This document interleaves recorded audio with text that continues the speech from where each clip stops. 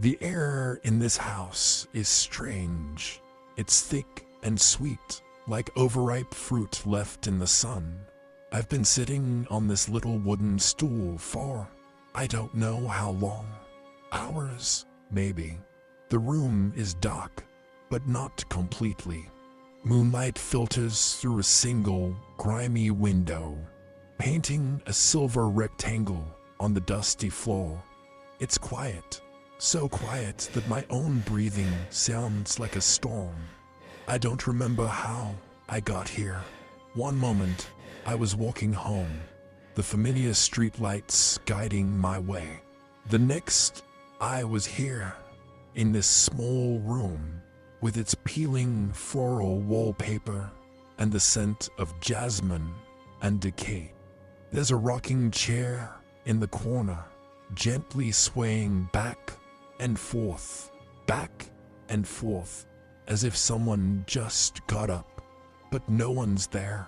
It moves without a sound, a silent, steady rhythm in the suffocating stillness.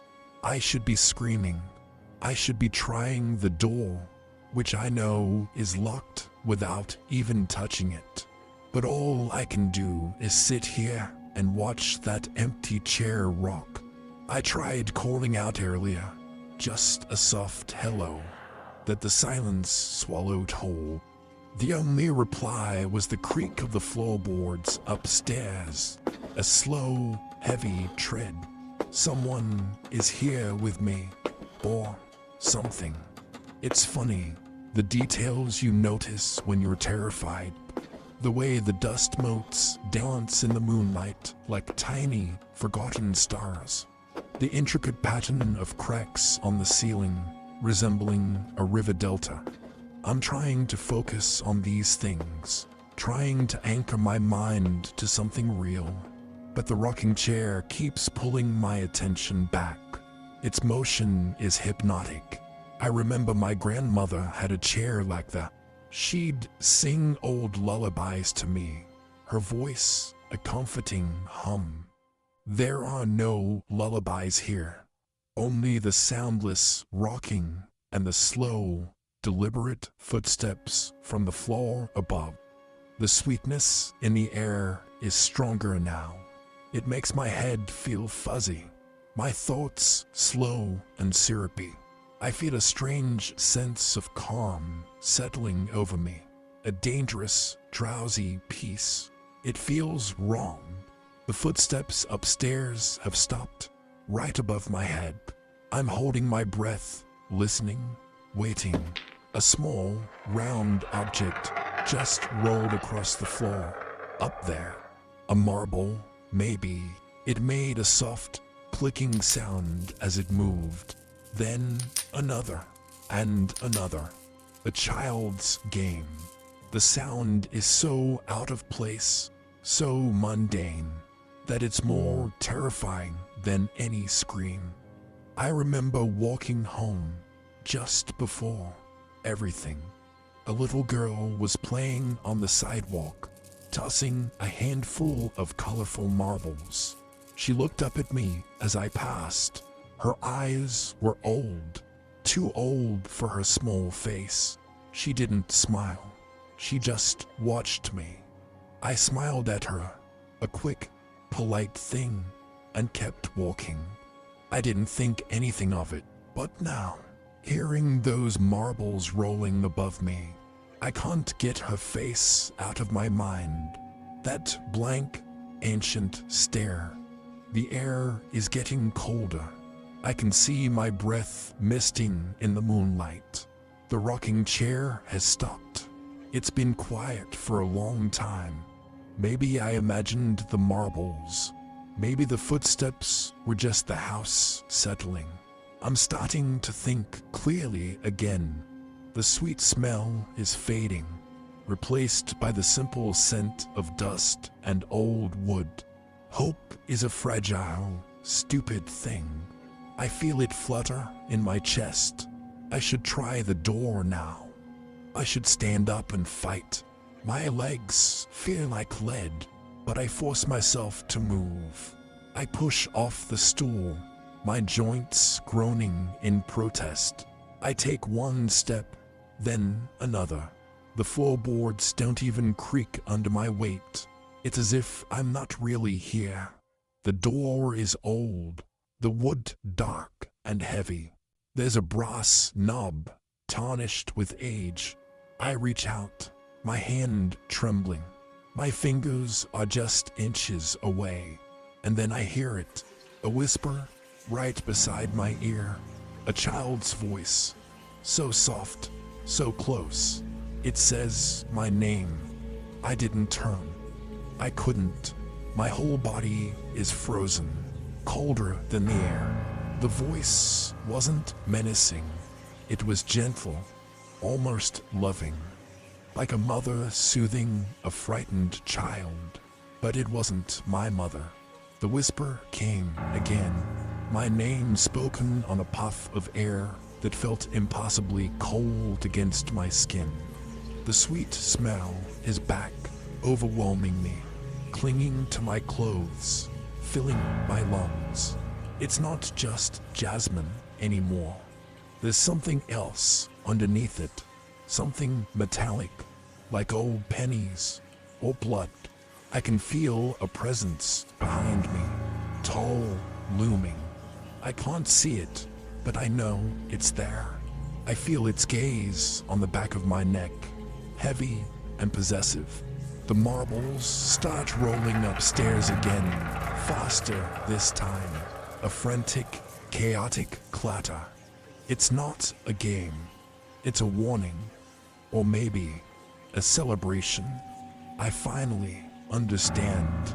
I wasn't taken from the street. I was led. The little girl with the old eyes. She wasn't just playing. She was waiting. I remember her dropping a single blue marble as I walked by. I almost stopped to pick it up for her. I wish I had. Maybe this wouldn't have happened. The whispering is gone. The marbles have stopped.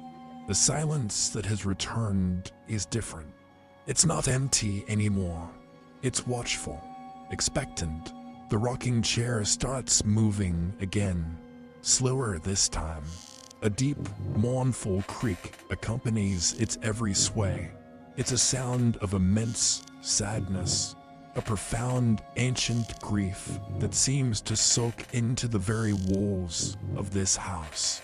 And in that sound, I hear the echo of other children, other voices that were whispered to in the dark, other names called out in a gentle, chilling tone.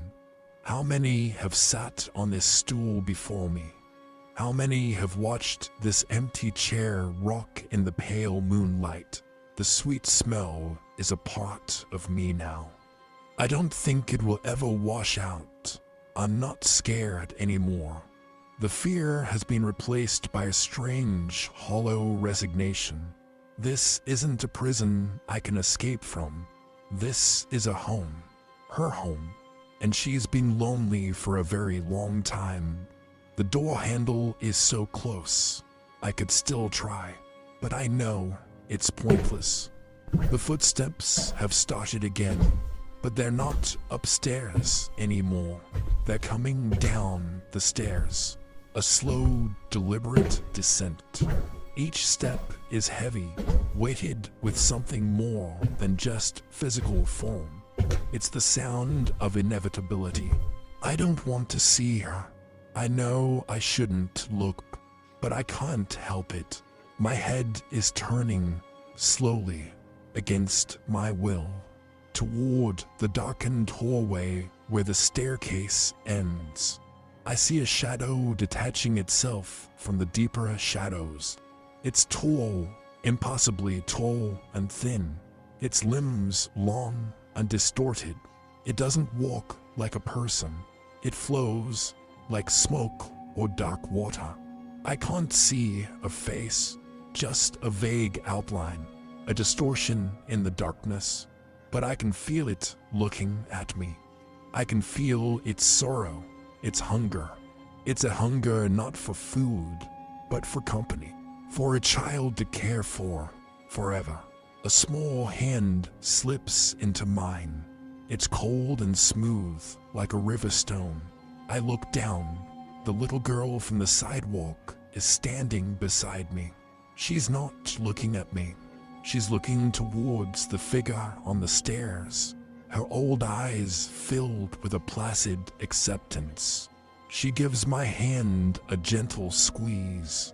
It's meant to be comforting, a sign that I'm not alone, and in a way, I'm not. I'm the newest part of the collection. The footsteps stop at the bottom of the stairs. The tall shadow looms in the doorway to the room. The sweet air thickens, and the low, humming sound begins. It's almost like a lullaby, a song for a child who will never go home again. My body feels light. The room is starting to fade at the edges. The moonlight is dimming. The girl's hand is the only thing that feels real. The humming grows louder, vibrating through the floor, through the stool, through my very bones. It's not a frightening sound. It's peaceful, a promise of an end to worry, an end to struggle. I think about my real mother. I wonder if she's looking for me. I wonder if she's calling my name out in the night. Her voice filled with a panic I can no longer feel. The tall figure takes a step into the room. It raises a long, slender arm, reaching for me, not to grab, to embrace. The humming sound is inside my head now, and behind it, I can hear a new sound, faint but getting closer, the crying of her baby. The rocking chair is moving faster, creaking a frantic, joyful rhythm. The girl beside me finally looks up, and for the first time, she smiles. It's not a child's smile. It's ancient and knowing and deeply, deeply sad. The crying gets louder. It's coming from upstairs. It sounds hungry. The tall shadow is right in front of me now, blotting out the moonlight from the window. The world goes dark. The humming is all there is. It whispers promises of a new family, a new purpose. The crying baby needs a sibling. It needs someone to play with, someone to watch over it. The sweet smell is the last thing I register. Jasmine and decay and milk. I close my eyes. I can feel myself getting smaller. The stool feels bigger. The room faster. The girl's hand in mine now feels like a mother's. The humming is so beautiful. I think I'm forgetting my own name.